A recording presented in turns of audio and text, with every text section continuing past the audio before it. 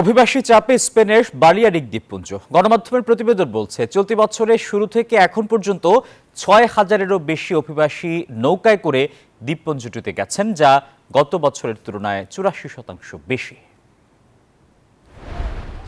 উন্নত জীবনের আশায় সমুদ্রপথে প্রতিদিনই বহু মানুষ ইউরোপের বিভিন্ন দেশে পাড়ি জমাচ্ছে, যার মধ্যে বাংলাদেশিরাও আছেন। এই বিপজ্জনক যাত্রায় দালালদের হাতে সর্বশান্ত হন অনেকেই। বেশিরভাগেরই স্বপ্ন বিলীন হয় সমুদ্রের গভীর জলে। সম্প্রতি তিউনিসিয়া, মরক্কো ও মৌরিতানিয়া হয়ে ইউরোপমুখী পথগুলোতে নজরদারি জোরদার করেছে কর্তৃপক্ষ। এই অবস্থায় ভূমধ্যসাগরীয় অভিবাসন রুটগুলোর মধ্যে প্রধান হয়ে দাঁড়িয়েছে আলজেরিয়া থেকে স্পেনের বালিয়ারিক দ্বীপপুঞ্জের রুটটি। গণমাধ্যমের প্রতিবেদন বলছে, চলতি বছরের শুরু থেকে এখন পর্যন্ত ৩৩০টিরও বেশি নৌকায় ৬,০০০-এর বেশি অনিয়মিত অভিবাসী এই দ্বীপপুঞ্জে গেছেন, যা গত বছরের তুলনায় ৮৪% বেশি। এটি আগের সব বছরের রেকর্ড ছাড়িয়েছে। বান্ডেল থাকলে প্রতি সেনমানিতে টাকা বাঁচবে।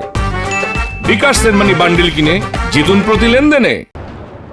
এতে উদ্বিগ্ন অঞ্চলটির স্থানীয়রা।